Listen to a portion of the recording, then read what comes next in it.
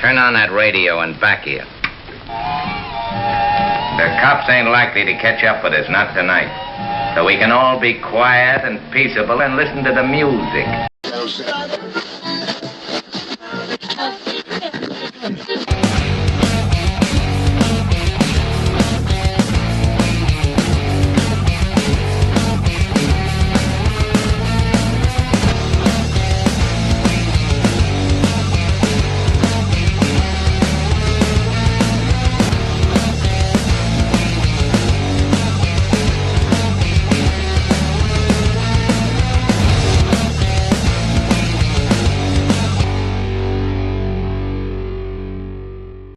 This episode of Auto Dealer Live is brought to you by TrueCar. All right, what's up, guys? It's 3:30, man. It's 3:30. Time for Auto Dealer Live. Wow. Yes. Look who we have in studio with us, and how privileged, man. I'm so pumped to have Bryan and Subi with us today, and it's a little crowded, but yeah, a little bit. I'll take it I every think day. we'll I'll take it anytime. What do you think, man? I think it's amazing. The energy's higher there. It for is. sure. It is. You know, Tommy was a little sad. Yeah, we miss him a little bit. Huh? You do? Yeah. Oh, okay. Wow. So here's right in. What's really cool is guys, Subi we obviously planned this, and Subi came down and had some things going on. But Bryan, you happened to be in Tampa today, and you were speaking at a NADA workshop, correct? Right. I was just down here. I'd been asked a couple months ago by an NADA group in Utah we call it NADA, right. And then people laugh at me because I'm the only person who says NADA. But anyway, so I was down talking to a NADA 20 group, and about service marketing and retention, and how it all starts with the company culture, and how everything has to be symbiotic and just mesh from from the online presence through the dealership experience and all your proceeds and everything else, and how you build it from the culture and then the processes and then add the people, and then all of a sudden my wife, who is definitely my better half, but all of a sudden she texts me and she's like, hey, did you know that Matt Koenig, right? Koenig, I can never say it right. Love the guy. Yeah, that's either. Anyway.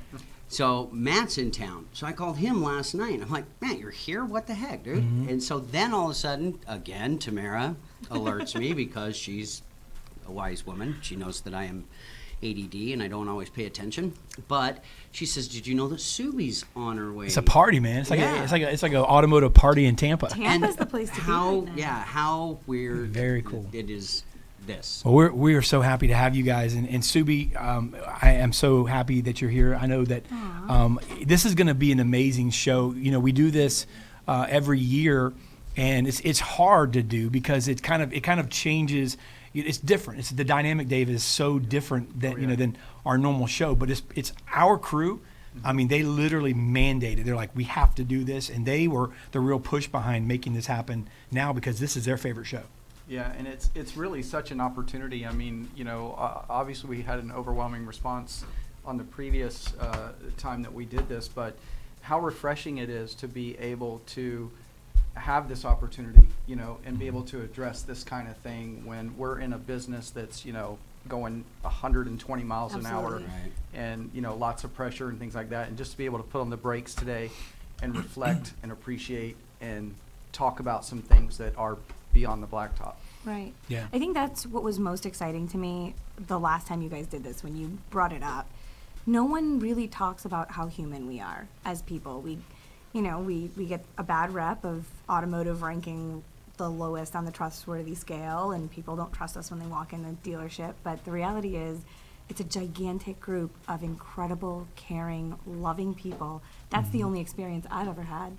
And there are ups and downs with jobs not working out, or the dealership culture not sustaining people. But as a whole, I say this all the time. There's not a chance that I would have even a modicum of what I have today if it weren't for people like Kevin Fry and Bryan Armstrong and AJ Maida. People who supported me and talked me off the ledge multiple times, and they didn't have to do that. They didn't have to support me. And then I hear that pretty much everyone that I meet has had that kind of story with people, either definitely them or people just like them. Yeah, and we're going to talk about some of these people and the importance, to the lives in the auto industry. And I think that's how we really need to recognize it. It's, and one of the things, I've noticed in the 20 plus years of being in this industry is, even though there are 20,000 plus, franchise dealerships, across the U.S., it's like people are so connected. And so you have someone that leaves a store, or somebody that you've worked with, like you mentioned, and even if they go to the vendor side, or even if they leave states, I know a sales rep that we do some mentoring with that's in the process of moving from the Midwest to Seattle right now, and I mean, so he's jumping like several states over, and so, but they're so interconnected. And they know each other, and they appreciate each other, and they may see each other, a couple of times a year, or once a year, or maybe even on social media. But it's such a tight knit community of people. And so, you mentioned, a couple of the names that we're going to speak about today, but also, Dave, one of the things, this show's about as well, and all of us tying in is beyond the Blacktop, who's inspired you? We want to hear from our listeners too. Who's inspired you? Maybe your dealership does something beyond the Blacktop. Maybe your dealership does something in the community that that maybe no one else knows about. Yeah. That you're just like, man, someone needs to hear this. Way too many of those that so don't get. I'm pumped about this. I really am. Yeah, I am too. Yeah. Are you?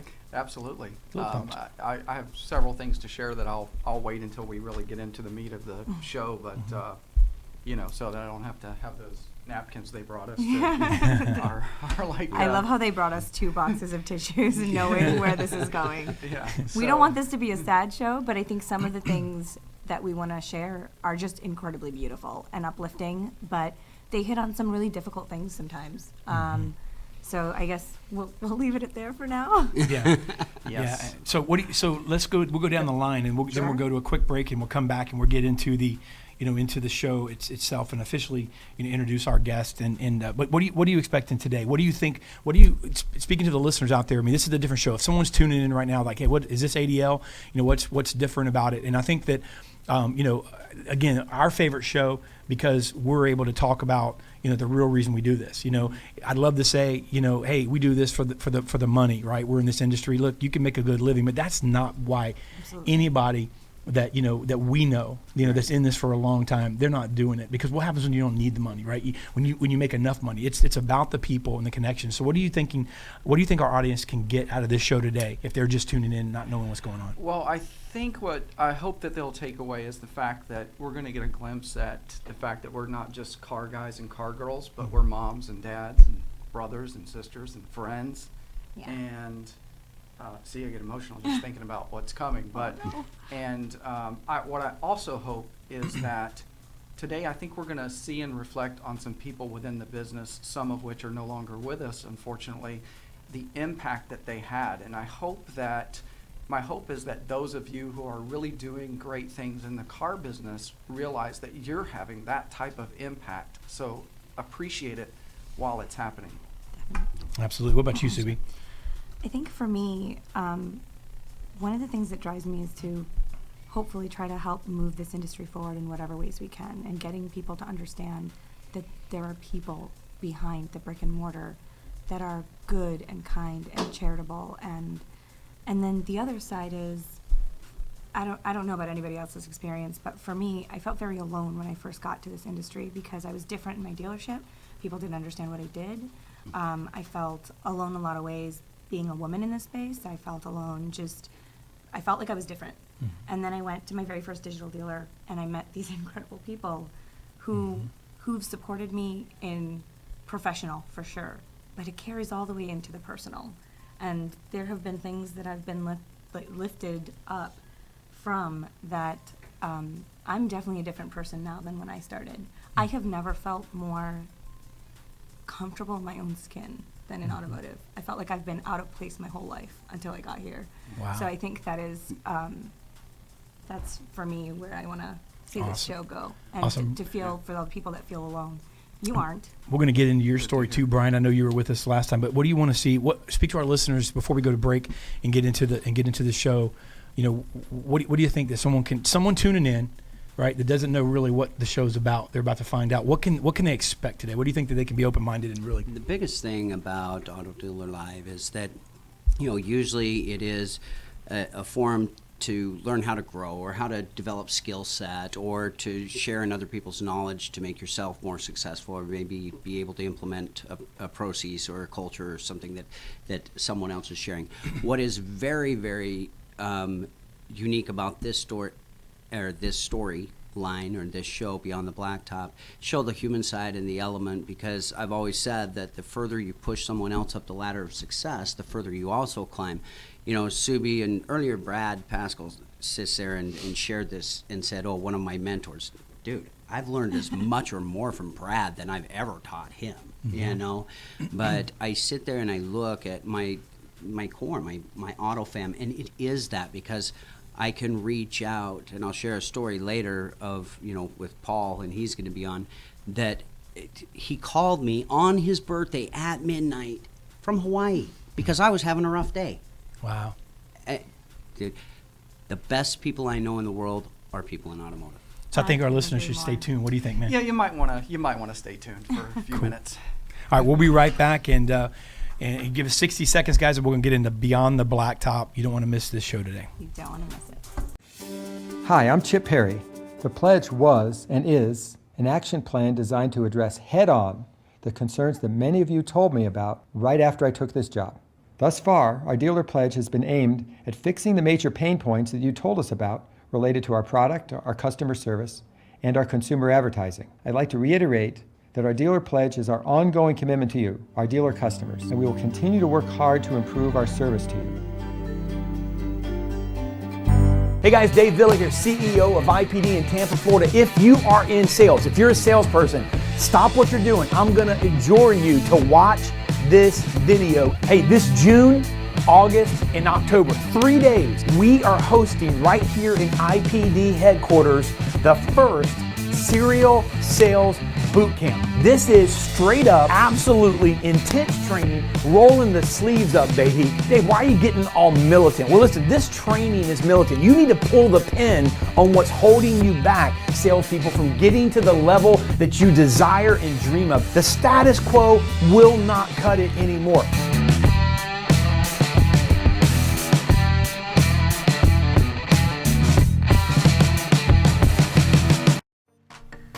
All right, we're back. Beyond the Blacktop. I'm here. I'm joined, of course, by Dave Cribbs. Tammie Elwell's taking the day off today.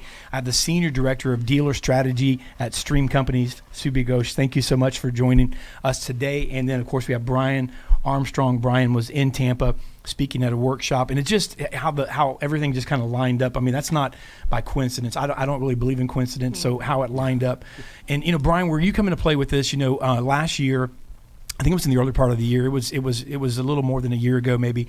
We did our first Beyond the Blacktop, and we featured your story that a lot of the auto family is familiar with. And by the way, what we're going to do today with the show, and we're gonna try our best to give out these links and the ways that you can help if you want to. We want you, if you feel moved, man, donate and give, because I know, Bryan, the show last year, some automotive people really stepped up during that season and helped. And why don't you just give our listeners a little recap maybe of where you were and kind of bring them up to speed from last year of the story you went through and still go through in the auto business. Right. Well, it was kind of weird. I'd been struggling with some things, and my assistant, my right hand at my work. I'm the e-commerce director of VW Southtown and VW Lee Summit. So we have 2 stores, one in Kansas and one in Salt Lake City, Utah. And I've been struggling with some things with my wife's health, and as these bills continued to mount and everything else, and the options became fewer and fewer, and then the Mayo Clinic had reviewed our thing and then turned us down because they said, we'll only take you if you have some modicum of success or something that we can hope to cure you, because too many people come here without getting cured, and they don't want, I don't know why, but they don't take those cases. Mm-hmm. But the best GI clinic was in Cleveland Clinic. Well, you have to have like 50 grand up front to just even apply. Mm-hmm. And so Jessica started a GoFundMe, And it was on my day off, and all of a sudden my phone just started lighting up, and I'm like, and I was really mad at the time, so I was ready to throw my phone out the car window. But I didn't know is that here were all these people who were down at Digital Dealer, and I couldn't go, and nobody knew at the time that I wasn't there because of Tamara's illness and trying to help her and trying to keep the house running. And we just adopted the 3 girls a few years earlier, and that transition was still going rough, and so many other things. And my auto family came together and supported me in ways that I was just blown away. And it's not just monetary, because we make good money in this industry, but when all of a sudden somebody says, okay, you have to crap $50 grand out right now in order to hope that your wife can live. And then in the years since, we've been through 17 different surgeries since then, and now we have another big one coming up. And as you get down to these timelines that are so sudden, and when all of a sudden everything you worked for your whole life, retirement fund, everything is just gone, and you have no other resources, and not only that, but you're physically, emotionally bankrupt. To have those people, the Kevin Fries, the Subis, Bobby, and I mean, there's so many people. Glenn Pash, God, I love that man. These are people who've reached out. I already told you, like Paul, and Paul gets it. Those days when you want to rail against God, because they're there. And all of a sudden to just be able to send that cry, that silent cry for help out into the universe. And there's a guy that doesn't have to be monetary, guys. It can, the most well-placed phone call, tweet, text, whatever, has had more impact on me than probably anything. And to know that you're not alone. That's good. That is That's huge. good. You remember that? Yeah. I was obviously here when we did that episode, and to see how the auto business responded and kind of what's taken place through that time has been it's been amazing. And and Bryan will be the first to say also that there are several other stories and things that we talked about on that episode that we're still feeling effects from as well. I know, and I guess I'll bring this up, and I'm sure we'll hear a couple other stories, but obviously, it wasn't long ago that we lost a dear friend, Tammie LeBleu, and I am so fortunate, and that's kind of that was what I was really thinking about when we opened up the show and I talked about the impact that people have on others. And Tammie was one that when I met Tammie, it felt like I was, talking to my sister like immediately, which was, pretty amazing. And I had the unique opportunity in Las Vegas to sit down with Tammie and do a one-on-one interview.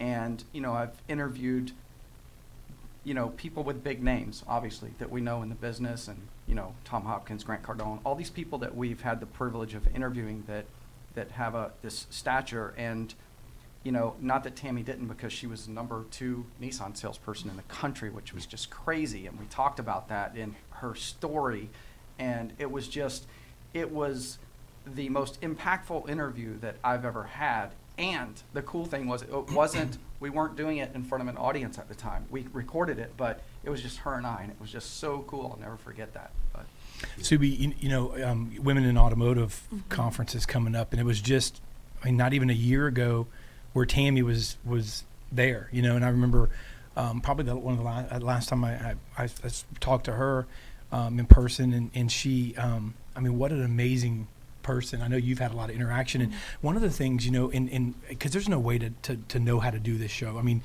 We have, like, usually in our show we have notes and things and process and organization, but this is different. So we're just going off our heart here. But one of the things that people, I think, sometimes, some of the hardest times I know in experience of family members losing people is not just right when it happens, where all the support pours in, but maybe 8 months later, 9 months later, when people have forgotten about it, and then that might be some of the loneliest times. So how cool would it be if auto people, somehow were able to reach out to some of, her family now, and even you still say, hey, she impacted it. We're talking about her today, but speak maybe in some of your memories of Tammie, and some of the things that you think about when you think of her and just how she impacted the industry. I think I could start with the broad stuff, right? Because she went through some difficult things that normal human beings don't go through, and then come out thriving, and then trying to also bring everyone around her to that place too. She was an incredible human being, and she keynoted at Women in Automotive twice. So this year we're actually doing like a mini keynote by piecing together things that both Tammie and AJ have said in their presentations to make a tiny little presentation to tribute them, because they have some incredible insights to share. But for me, the thing that I remember most about Tammie was that walking through a crowded NADA, this is just one example of how she interacts, right?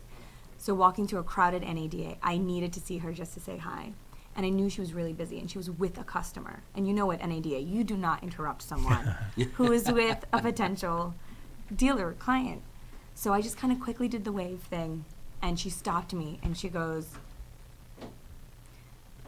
so last episode I talked about how I was diagnosed with something since I was 19 that told me that I couldn't have kids, and that was the number one thing that I wanted. She stopped me and she held me and she goes, no, I don't want you to leave because this is important. I want to know about how this is going. I want to know about your health. And I know in my heart, because I was praying about you before, that you're going to have a kid and it's going to be a beautiful year for you. And just, I mean, who does that? Who takes the time to think about other people and then stop to pray with them or to hold them or to tell them that, things are going to be okay. Everyone's always, especially in an NADA type of environment, so enamored with everything that's going on around them and closing their deals. And she wasn't like that. She was my prayer buddy. She was someone who was kind of like a mom figure to me. But she did that for so many people. And so, without getting incredibly emotional, because she is someone I miss all the time. And I think Women in Automotive this year is going to be exceptionally hard for me, because I asked her to keynote the first year and my board was super excited, and then the next year we're like, we have to have her back. So this year not having her there is going to be, I think, difficult. But funny story about Tammie, she was an incredible speaker, but before she went on, the woman would shake. She was so nervous. Oh yeah. I'm like, what are you talking about? You are such a great speaker. Why are you nervous? And every time she would just get so passionate. She would be crying before she went on stage, and I had to like calm her down and hold her. But yeah, so that's my Tammie story. We're gonna, and I want to come back after. We're gonna bring our guest on here in a second. I want to come back, and after that, we're gonna be talking about AJ, Maida, and we'll get into some inspiration and how he inspired. We tried to reach out to maybe even a family member, because here's the thing too. One of the things I noticed, because I mean, I've as somebody who's been involved in ministry, dealing with people over the years, from that side more from grief. One of the things that even helps somebody in that time frame is to be able to speak about their loved one, what was they were passionate about. Right. And I'm gonna tell you, he was passionate about this industry, and that's what you hear and see from every person. And we're gonna talk about him, but I want to bring our guest on, and Bryan, and at the end too, I want you to give out, I want you to give out the information on the GoFundMe for your wife as well. We're gonna give our listeners a chance to donate and so forth. But also, we have Paul Jimenez with Shift Digital. We're gonna bring Paul on now, and Dave, Paul's an incredible person, has an incredible story, and we're gonna let him tell the story. And but I think you probably all would want to grab some tissue at this, because it's I as a parent I can't imagine, but again, this is a show about inspiration, and Paul is coming on today to inspire, and that's what's really cool. So Paul Jimenez, thank you so much for being with us, man. I really appreciate you taking time out of your busy schedule to speak on something obviously you're very, very passionate about. How you doing today? No, I appreciate you guys having me on, absolutely, and amazing to see you sitting with two of my absolute favorite people in the automotive industry, in Bryan and Subi, and so just an honor and a pleasure to be here with you guys today. Thank you so much. Thank you so much. Thanks, Paul. Yeah, and Paul, maybe if you would, I know this is probably going to be a little bit challenging, but if you would just address our viewers and listeners today and maybe tell us a little bit about what's been transpiring in your life outside of the dealership. Sure, absolutely. So, it's still really, really raw and really tough to talk about, but it's something that, I know in my heart that I wouldn't even be able to get through without the love and support of the folks in this industry. So I guess we can go back a year and a half. It was back in October of 2015, and I was actually on my way to a business trip. Well, actually, we'll start a little bit before that. It was in October. We went actually on a family vacation to D.C., and I don't know if you guys have ever been to D.C., but D.C. is kind of one of those places where you do a lot of walking. So we were walking to restaurants, walking to museums, and it was myself, my wife, my son, Paul, my two daughters, Edie and Juliet. And you've got 3 kids that you're lugging around from museums to restaurants. There's a lot of walking involved. And, Paul complained quite a bit that he was tired and his back was starting to hurt him. And, again, didn't think much of it because of the nature of the type of trip that we were on, but a few days later when we got back from that trip and I chaperoned a field trip with his class to an obstacle course, again, I noticed something just wasn't right. He was tired. He was sitting quite a bit. And then one morning I woke up, about 2 days after that trip, I woke up actually to fly out to Canada for a business meeting. And in the middle of the night before I left, he had come into my bed and said he wasn't feeling well, so we let him sleep in the bed with us. And when I got up that morning, he had been tossing and turning the night before, so I just let him sleep. I didn't want to wake him up. I gave him a kiss on the head and, said my goodbyes and went off to my trip. And by the time I landed in Toronto, I got a panicked phone call from my wife, and it was just to let me know that something wasn't right with Paul. He had fallen down in the bathroom. They were rushing him to the pediatrician, and she would update me shortly. Turned out when she got there, they did a check, and they thought he had ruptured his appendix. And they figured, let's get him down into the city for emergency appendectomy. So I'm sitting in Toronto panicking with the Delta agent trying to get my flight changed to get back so I can be there for him for this emergency appendectomy. And as nature and travel would have it within this industry, storms rolled into Toronto and flights got canceled. And by the time I got out of there, it was nearly midnight. And I landed back in New York City at about midnight or about 1 o'clock in the morning or so and went straight to the hospital. Not even paying attention to the fact that I had voicemails over my phone from my wife. So on my way to the hospital, I started listening to the voicemails from my wife, and it was with tears that she was screaming, "Paul, hurry. It's Paulie and it's bad." And called her back right away, and she said they did the sonogram, and they found that it was not a ruptured appendix, that it was a tumor that was lodged between his pancreas and his spleen, and they feared that it was cancer. And I went numb. I went numb. I panicked. I probably broke every traffic law in the state trying to get from LaGuardia to the hospital. We made it there, and ultimately that hospital told us that they feared, from what they could tell, that this was cancerous. So unfortunately, we had been touched by this before in my wife's mom, who had passed away from cancer about 10 years ago. And so we're familiar with Memorial Sloan Kettering. We had Paul transferred there, and within a few days, they diagnosed it as rhabdomyosarcoma, which is a word I had never even heard up until that day. And essentially, it's a very rare cancer of the muscle tissue that's diagnosed less than 400 cases worldwide every year. And there's really not a lot of research around how to treat it. So we went all in with Sloan Kettering, and they put a plan together for what was essentially 54 weeks of chemo with radiation at 6 months, so they could attempt to shrink the tumor and then ultimately go in there and remove it. And since his diagnosis years ago, in this past year and a half, I've seen and learned more about cancer and pediatric cancer than I ever imagined I would. And ultimately, Paul's battle only lasted about 2.5 months.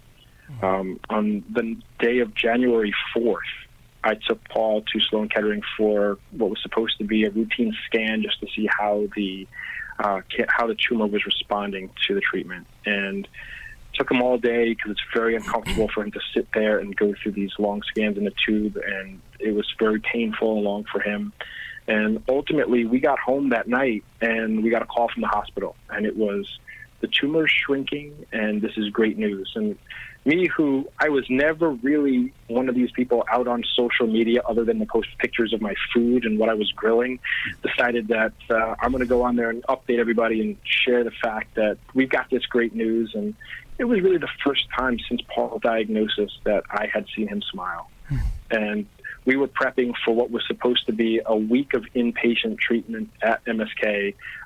So I told him, listen, buddy, I'm going to go to Bed Bath & Beyond tonight. Let's go get some mattress pads for the chair so I have something comfy to sleep on. And he said, Dad, let me come with you. And that was something that I hadn't seen in those 2.5 months, because from the moment he was diagnosed, he was in pain, he was tired, and he really wasn't up to going out anywhere. So we had our little father-son road trip the night of January 4th to Bed Bath & Beyond to go get this mattress pad. And that night, I tucked him into bed so that we could go for his treatment the next day, knowing that I was going to be there with him for a week. And about 10 o'clock at night, he stumbled out of his bed, started coming to my room, and fell down. And again, I knew something wasn't right, and we called the hospital, and they said, hey, you guys got the great news scans today. You'll be back in here all week for treatment. Give him his pain medication, let him sleep, and try to get him a good night's sleep, because it's going to be a long week. And so tucked him back into bed again and decided to spend the night in his room with him. And, we spent the night together in his room. He tossed and turned a little bit, but ultimately when I woke up at 7 o'clock in the morning to head down to the hospital with him, he was asleep. And so I went down, packed up the car, got the bags ready, and then came up to get him dressed. And he couldn't put any weight on his legs. He couldn't focus on me. So I picked him up and I started carrying him down the stairs. And ultimately I looked in his eyes and I said, something's wrong here. And I screamed at my wife to call 911. And the ambulance came and they rushed him to the hospital in White Plains, near where we live in Westchester County, New York. And they deemed that he had a blood infection, so they were going to start giving him transfusions. And ultimately, they got him stable. They got him to where he was talking, where he and I had a conversation. He and my wife were talking, and they said, okay, let's transfer you back down to your doctors at MSK so they can decide whether you're going to start treatment today. And during that ambulance ride, again, we got to hang out in the back and talk a little bit. And we got to the hospital, and they checked his blood, and they said the counts dropped significantly in the time it took us to get from Westchester to the hospital, that there's another problem here, that this can't be a blood infection because he had so many transfusions. Ultimately, it wound up being that the tumor had ruptured and was bleeding internally. And we were faced with a decision that, was a no-win situation. It was they basically told us, if we do nothing, he's going to bleed out internally from this tumor. And our only other option is to go in and do an emergency surgery and try to remove the tumor. And it was a surgery that they were afraid to do back in October when he was diagnosed, because it's extremely dangerous, extremely risky. The tumor was lodged between some main organs, and he had a large blood clot there. Ultimately, what was supposed to take a 7-hour surgery, they came into us about 2 hours into it. And with words I'll never forget, till the day I died, they looked at us and just said, we lost Paul. And sorry, guys. They got the tumor out, and right as they removed it, his heart stopped beating. And, I don't, I think about it every single day. I second guess, treatment. I second guess not taking him to the hospital that night, that he wasn't feeling well. But ultimately, I know that we did everything that we could, and it's just something that was not fair. I mean, we learned so much about cancer and about treatments, and Paul was on a regimen of 54 weeks of chemo, which is something they would have given him had he been diagnosed 25 years ago. And that's just because, again, as part of our learnings, we realized that less than 4% of all cancer funding goes to support pediatrics. And with rhabdomyosarcoma and all of the sarcomas, they're so rare that there's just not a lot of there's not enough research around different treatments and different cures. And one thing I'll touch on is when Paul underwent his first biopsy, and this we're only talking about a week after being diagnosed, he came up with this idea where he wanted to sell T-shirts. He had seen other people in the hospital wearing shirts with the name and the word strong, and we use it in the auto industry all the time. And he created, I should say, some shirts that said Paulie Strong. And we had just ordered. Poor kid had to grow up being a 49ers fan because of his father. And we picked out some brand new 49er jerseys for that football season with the new alternate road colors, and they were black with red letters. So that's what he wanted to design the shirts as. And so we started this little campaign where he turned to me and he said, "Dad, I wonder if we can sell 100 of these." And I said, "Paul, that would be absolutely incredible." Quite honestly, I didn't think we had a shot to sell 100 shirts, but yeah, you know what? Let's put them up there and let's see what happens. And there's been almost 3,000 Paulie Strong shirts that have been sold, and I can tell you, at least half of those have been sold throughout the automotive industry. And upon Paulie passing away, we decided to take that T-shirt campaign that he had created and turn it into the Paulie Strong Foundation. And 100% of every dollar that we collect as part of the Paulie Strong Foundation goes directly to Memorial Sloan Kettering, which treats more children's cancer cases than any hospital in the world. Mm-hmm. And our funding goes directly to the Department of Pediatrics with a focus on pediatric sarcomas in the hopes that one day we will see a cure. And I will say one thing that kind of blew me away when we went out there back to the hospital, because we go pretty frequently to go meet with the doctors. And a couple of moms organized a Lego drive, and we had done some iPads and stuff that we raised for the kids, and we went to go bring some of this stuff to the hospital. And I expected to get a handshake and a thank you, and the chief of pediatrics actually invited my wife and I up to his office to talk to us a little bit about what they're doing with the money that we raised. And in something that I expected to hear 10 years from now, I heard within 6 months of us starting this foundation, and it was that money that we had generated through the Paulie Strong Foundation had been used to develop this new medicine that they were trying out for some of their cancer patients in the hospital. And it was a girl who had a chest full of tumors who was using this medication that they were working with and is currently tumor-free. And it was just mind-blowing to me, because, again, that's something I would have been happy hearing 10 years from now. And it just gave us a renewed focus to just take this thing to the next level. And there are days where I look at myself in the mirror and I say, I can't do this anymore. And I look at that little boy's face in the pictures, and I know that we're doing it for him, and we're doing it because we didn't know that cancer even existed in kids. We were so blind to it. And we're stuck in a situation now where we're going to spend the rest of our lives raising awareness and raising funding, because if we can help one child not have to go, and one family not have to go through this, that'll make all the difference in the world to us. Paul, we're so thankful, number one, that you're brave enough to come and share this, because it's obviously a huge impact on our viewers. How can people reach out to donate to this particular foundation if they desire? Sure. So pauliestrong.org is the website. And we're on social media too, with Facebook and Instagram and Twitter. It's all Paulie Strong. And I'll share a few things with you that relate to the automotive industry that have just completely blown me away. I mean, from the moment my son was diagnosed with cancer in October, and I want, for fear of not to exclude or leave anybody out, I'm trying to stay vague and not name names, but there's been so many hundreds of people that have reached out, that have bought Paulie Strong shirts, that have helped us either by donating, by sponsoring our events, by just picking up the phone. Some of the same people that Bryan had mentioned earlier, just picking up the phone and having a conversation, because sometimes that's what I need to get through my day, and it certainly helps us. I mean, my website, for example, was put together by some folks in the automotive industry who have that experience. I mean, we've got people in this industry that are experienced in certain things and have certain specialty skills. And I've had countless people reach out to me. And quite honestly, I'm not a big deal in this industry. You know, I'm not some of these folks that you mentioned earlier. You know, I work for a phenomenal company who, from the day Paul was diagnosed, my bosses and our CEO at Shift Digital called me and they said, you know, you go deal with family. We've got your back. You know, you're still getting paid. We'll take care of family. It's family first. And this could have dragged on for years. And their expectation was that I was going to put down all of the work that I was working on and that they would pick up the slack, you know, in my absence.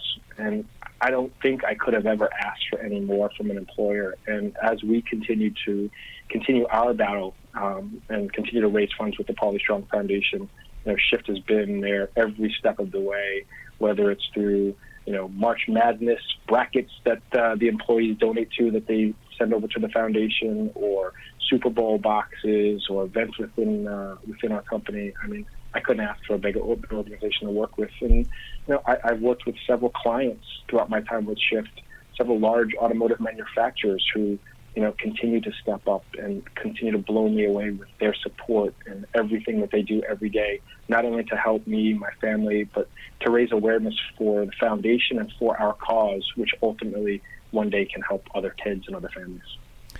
Yeah, you know, thank you, Paul, and you know, the website's on the screen, pauliestrong.org, and you know, it's you said you're not a big deal in the industry. I'm going to tell you that I think what you're saying and what you're doing right now is a big deal. It really is, and you know, the father in me, you know, can and I know it's the same for mother, father, what have you, but I mean, the father in me, I see you carrying that legacy on. You know, you're doing this and you're being strong, and I could see your son, man, just looking down and smiling and saying, hey, that's what my dad always taught me to be. And so, man, I tell you what an incredible testimony of how you, I honestly admire you so much for being able to sit on a show and tell this story. You know, you're not, and I'm sure if we had time, you know, I'm sure you went through all types of emotions and things and question and whys and this and that. But man, I tell you what, listening to you, it's an encouragement.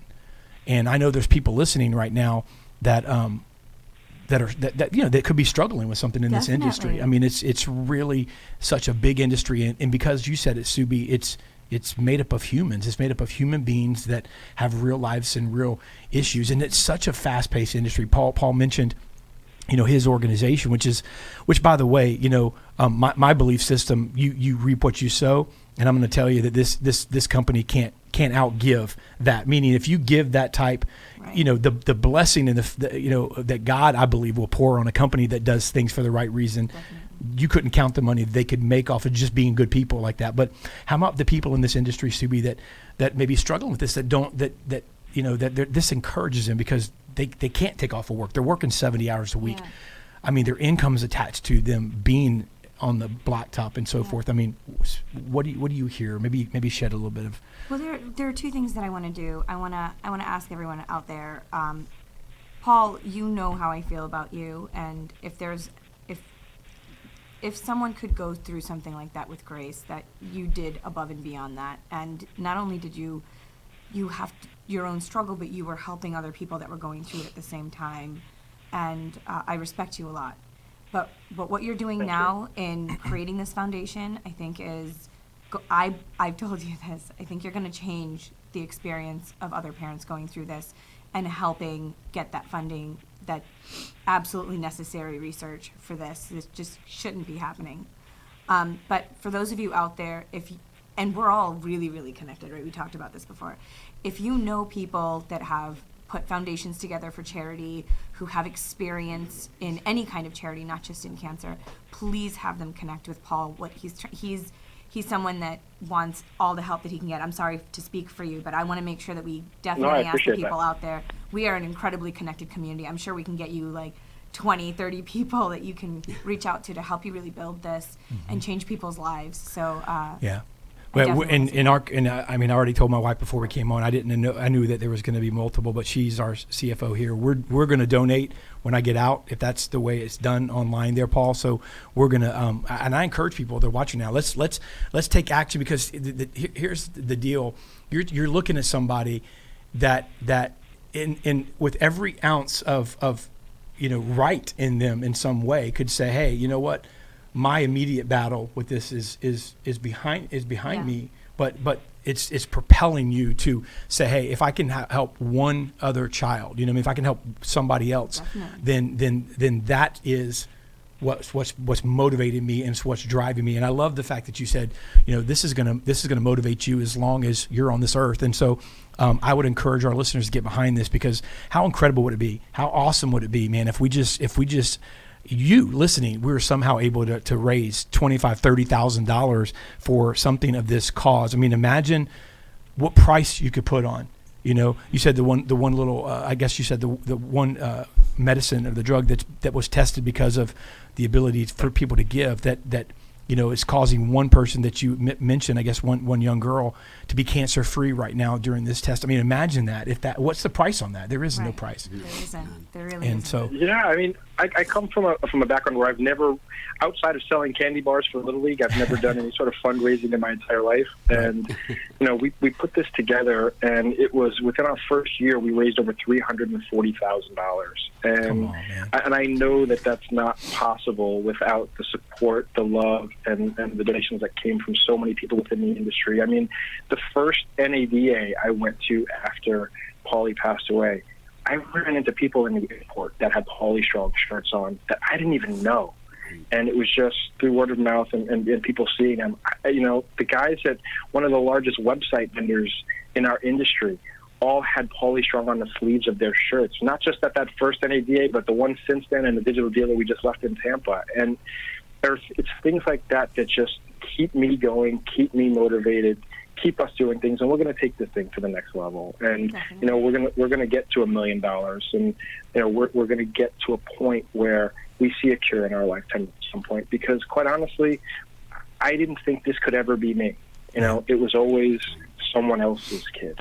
It was never my kid. And now I learned that it was never my kid until it was. And there's 46 kids every day that are diagnosed with cancer, and 12 of those are going to die. And it's sad, but we're going to help you, man. Ryan Leslie, who's a great friend of mine at this point, lost his son. And quite honestly, I'm ashamed that I didn't know much about what was going on with that battle at the time that it was. But I am so fortunate that I have a brother in this fight now who knows how I feel, and I know how he feels, and we can be there for each other. And I know that our two kids are up in heaven together looking down, and I can only hope that they're proud of what we're accomplishing together. Well, Absolutely, they are, man. And you know what? We're going to help you carry this torch. I assure you. I commend you for coming on, man, and I thank you so much for sharing your story, man. Thank you, guys. Yes, sir. We look forward to the good news and seeing what little part we can contribute to this by today's show, and then from the days to come after, man. Thank you so much, Paul, for coming on. Thanks for having me, guys. Thank you. Thanks, Paul. Paul. God bless.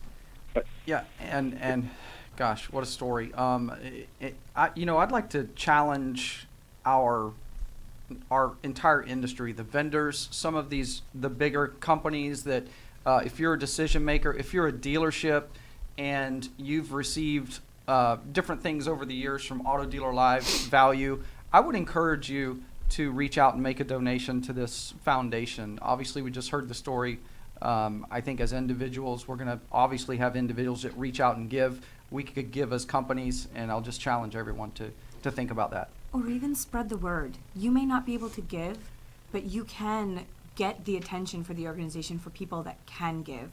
And like Bryan was saying, okay, so this is one story and one situation and one way that we can change the world together by spreading the word on this. But even if you can't give to any of the multitude of things that we're going to list out for you to donate to, just that phone call, that checking in with someone, that moral support goes a long, long, long way. Absolutely. I know that we've talked about this a lot with what you're going through. Sometimes you just have terrible days. And what I've gone through is such a tiny, tiny tiny thing in comparison to all the things that we're talking about. But I'll have people just reach out to me from watching the show and say, hey, my wife and I adopted, and if you have any questions, you call us day or night and we'll help you. And I don't even know you, and you're willing to do that for me? That's so awesome. Incredible. Yeah, so just that one little thing could change somebody's entire experience. Absolutely. Yeah, it's a big deal. So we all have a lot to offer in that way. Do we still have Keith on the line? Okay, we have a caller on the line that is Keith Shetterly. Keith Shetterly. And Keith is a great friend of someone that we mentioned earlier. I want to go to Keith and kind of, Keith, are you on the line? Hi, Keith. I'm here. Hey, Keith. Hey, shout out to Subi and Bryan there, and to David. Hey, guys. Hey, guys. Hey, Keith. Hi. Hey, Keith. So hey, Tammie LeBleu touched many of us. I knew AJ and Tammie, and I will tell you that they both had a similar quality. When you talked to them, you knew that they cared. I met AJ in a different way. AJ and I, he was loud, boisterous, and cocky, so of course we got off right away. And we had a couple of drinks, and it was on to a friendship for years. Tammie, I saw her speak once, the very first time she ever spoke publicly about her story. I couldn't believe it. I couldn't believe the quality of person, and that I had such a great friendship with her. Both of them really touched me. Subi, you know, you and I met the first time in person at Tammie's funeral. Yeah. And to know Subi the way I had online, and then also to know what she thought of you is amazing. And so, and then there's Bryan there. Bryan will tell you that he has an amazing story of a struggle and working, and people need to pay attention to that GoFundMe.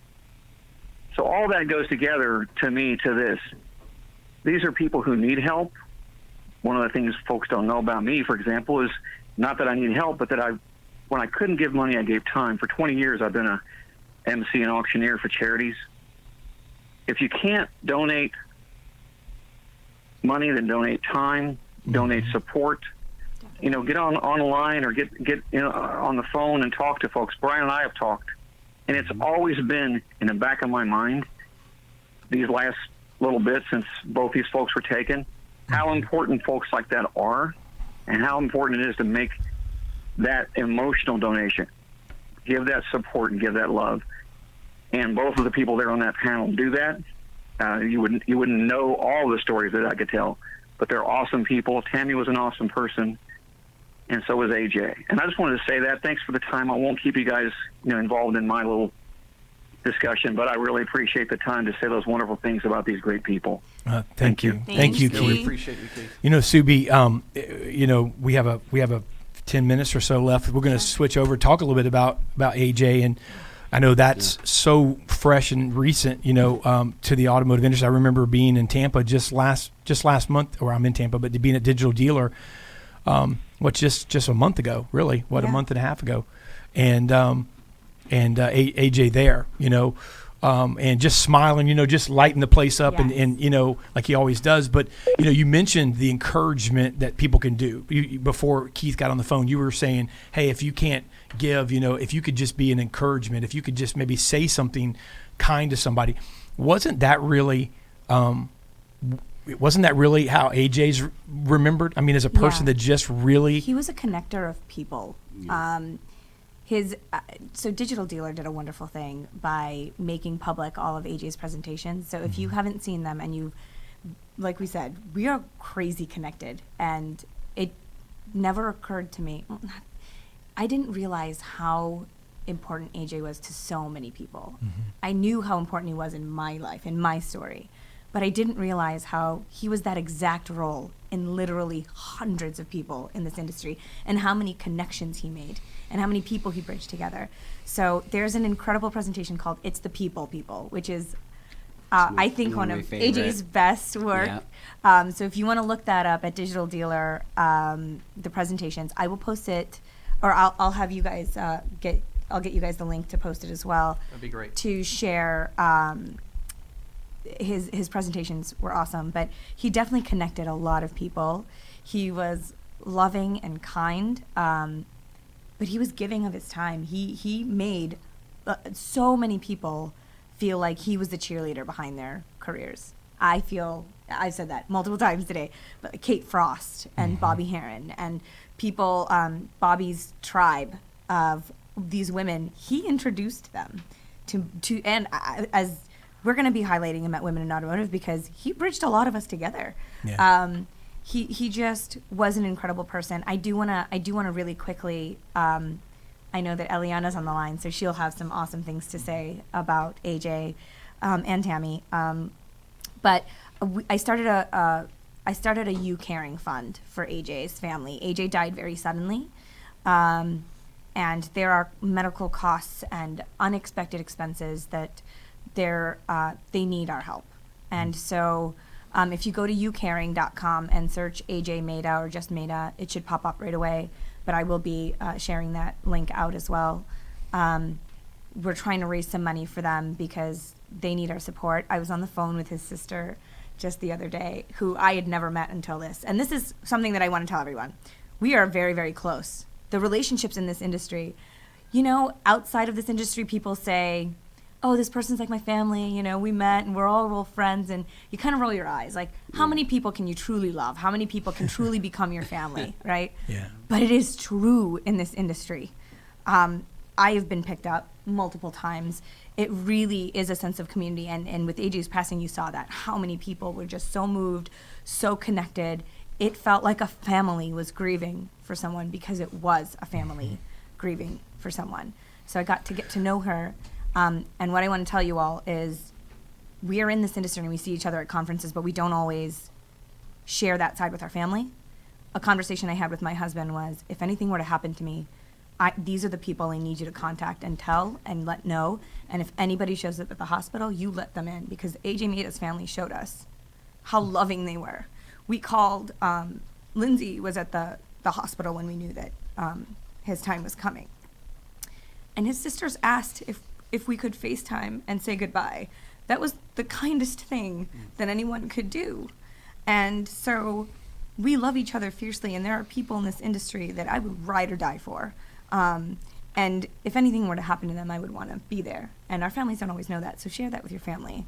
Because I want you to bring our caller in here, because I know you're close with Eliana as well. But you mentioned something I think is very important, that it was sudden, and this is a person who spent a lot of time in the auto industry, and there's then all of a sudden income gets vacuumed out, and then there's expenses, there's all types of things, and so there's a need, and you go, it's one thing to say I miss somebody, man, I tell you what, I really like this person, man, what a connector, but it's another thing to put your time, your money, where your mouth is, to really give to people, and I think that is really what I think that's how you can show somebody when you can't do anything for that person anymore. The person's fine; they're in heaven, they're fine. But you can do something to the people they love, the people they care about. Yeah. So you mentioned that. I think that's just something that we really. I know this industry is incredible, and I know there's a lot of people who give, but that's how we can help right now, because there are people that have a void there bigger than we can imagine. And so I was FaceTiming with his sister to set up all the funding for the You Caring account, and she showed me this altar that they have, just kind of with his ashes and his pictures and stuff, and they really want any stories, any pictures, anything, not just during that time, just because the funerals happened. They want it. So if you have those things, if you have stories, video clips, anything at all, this family wants to see all that. They miss him dearly, as we all do. And they're really reaching out, asking for this automotive side, because they know that this was a big part of his life. So please do send them to me if you want their address. I will give it to you when you call or text. But there's so many things that we could do for people outside of money, and we're going to hit that again. But we do want to bring in our caller, Eliana Raggio. Eliana, are you there? Eliana. Are you there? So good to see all of you. Thank you so much for doing this show. Gosh, I wish I could have done it. Darn it. Thank you so much. Yes, and it's so great to see Paul as well. I just love Paul Jimenez. And to talk about AJ Maida, I miss him so much. And Tammie, she was just full of light and love and positivity, and I had the great honor of working with her on numerous occasions, and also the great honor to introduce her not once but twice at the Women in Automotive Conference. And I got to see firsthand and look out on that crowd of 300, 400, 500 women and see how her story impacted them right away, right there. I could see it in their eyes, and I knew it by the third standing ovation that she made a difference. And she did that with everyone that she met. Definitely. AJ Maida, he just snuck into your heart and stayed there. He was just the sweetest guy ever. I remember this one time I was going on a flag stroll at one of the conventions. You know, I'm always trying to get a gift or something for my husband or my son so I can come home and not give them an airport present. And I really wanted this one cup from this one company. I don't even remember the company, but I remember the cup, and I really wanted it. But you had to be a dealer, and you had to sit through like a half-hour presentation. I was like, whatever. So I walk away disappointed. Next thing I know, an hour later, here comes AJ with the cup. He's like, that presentation sucked. But he did it, awesome. and for no other reason than he knew that I wanted this stupid cup, and he got nothing out of it. But he did that kind of stuff all the time. He would show up, and about 20% of the comments that he would make when he showed up on one of my webinars and he would type into me, maybe 20% I could actually say out loud. The rest was just him trying to make me laugh and, get me off kilter so that I don't know. That's Oh, God, I exactly. miss him so much. He gave the best hugs and had always the warmest advice. And the kiss. And the And he's kisses. gonna be The dearly kiss. missed. The signature AJ kiss on the Nobody forehead. Yeah. ever rubbed my hand and come here, my brother by another mother. Mwah! So the baldness brought you God. guys together, huh? Is that what it was? That's Love that. awesome. Yeah, and something about, not many people give you hugs like that. And the There was kiss, real and love just Yeah. there. with such genuine warmth. He was so warm. Yes. Yes, That's he was. awesome. Man, that's awesome. Thank you so much, Eliana, for calling in. And I know that you were busy and doing your show today, but thank you for making the time to call in and share the story with us. We know that you were very close, and we know that when you were talking about it, we all caught the fact that you were obviously very emotional on when you guys spoke about him, and what an awesome honor that you guys gave to him too.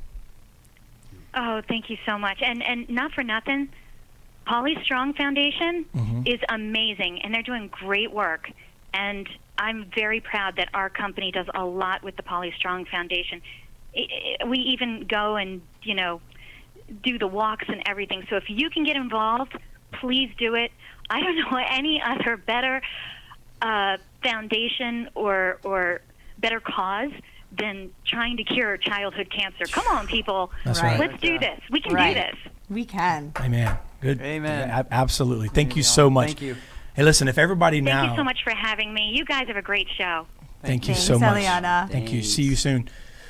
That listen, if that didn't fire you up to get you to I mean, listen, you heard somebody give a charge at the end there. That's and so I think that sometimes we can get caught up in the story, and listen, we're sitting there, and obviously, this is an emotional time. You hear people come on, and you don't really know how something like this is going to turn out, because it's there's emotional stories. Definitely. I mean, this is there's sadness. There's actual.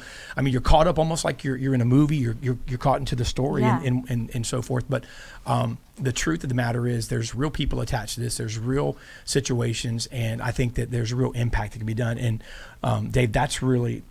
We could almost, you could do something like this once a month, and and still not even scratch the surface of what's hurting out there, right, in this industry, and it shows you the strength.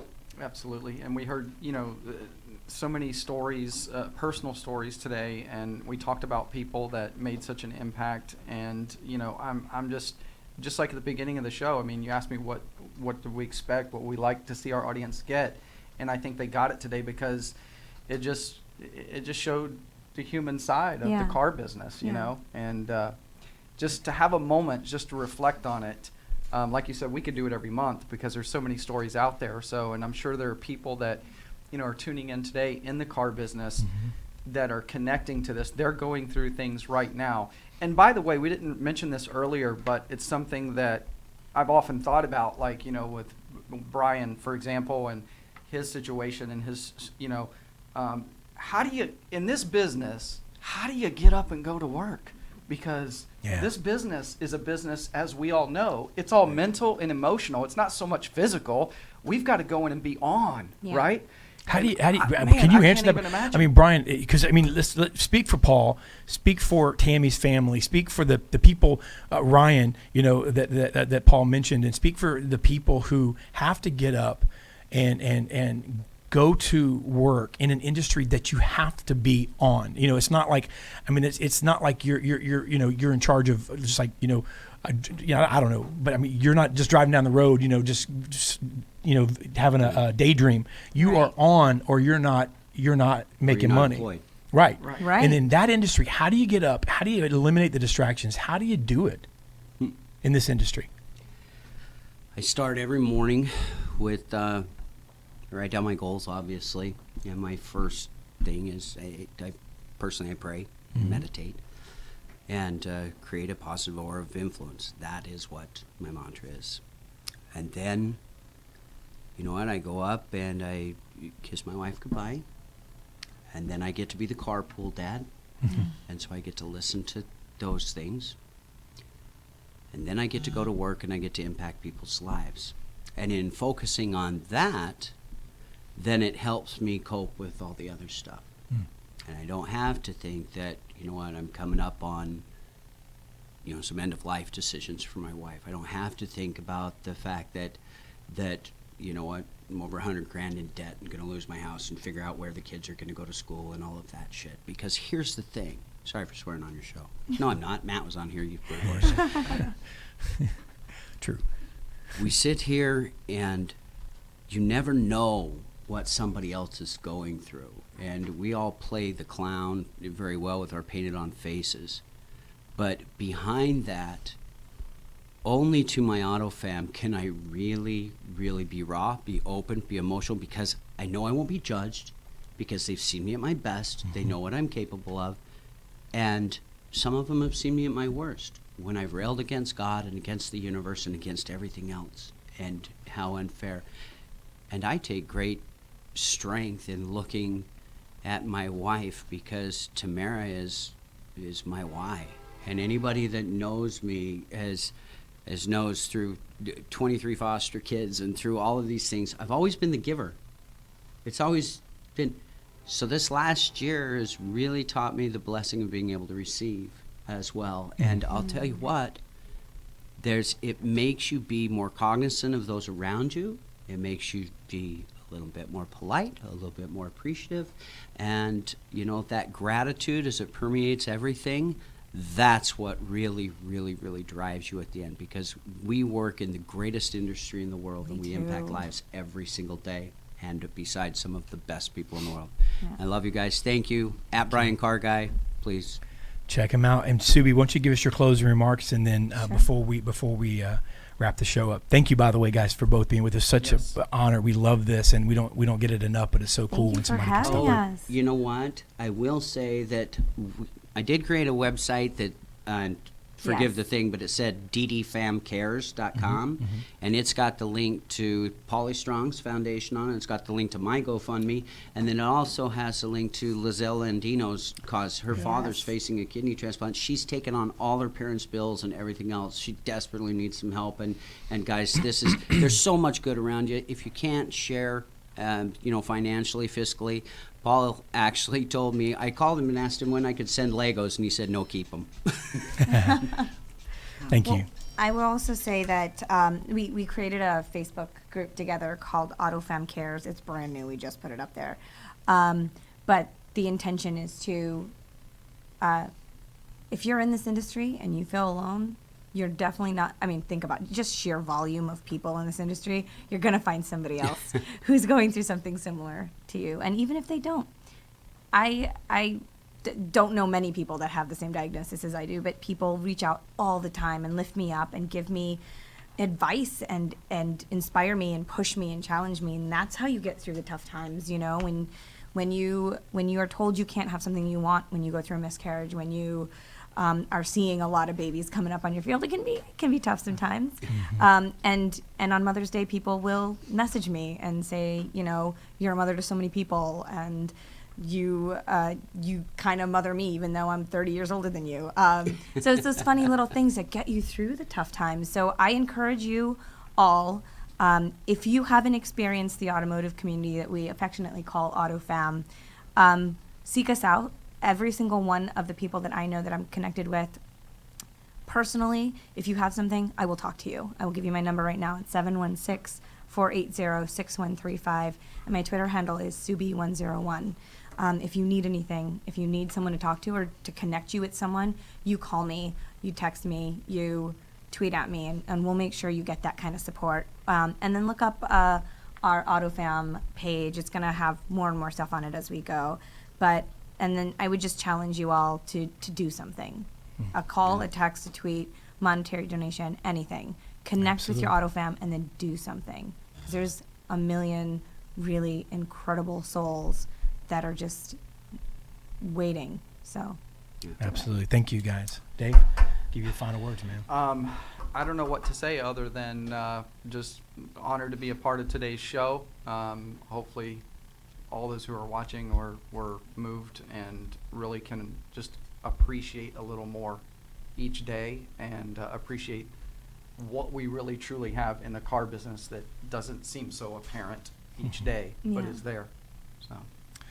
All right. Well, guys, we look forward to seeing your comments, and make sure if you have a story too. You know, there's so many things that when you say Beyond the Blacktop, if you have a story, it could be a story about an inspiration that maybe your dealership's doing, maybe someone at your dealership, maybe you guys reach out to your community in a special way. We'd love to hear, so share what you feel like would be inspiring to the auto family. And thank you to Bryan, thank you to Subi, and we'll see you guys next week.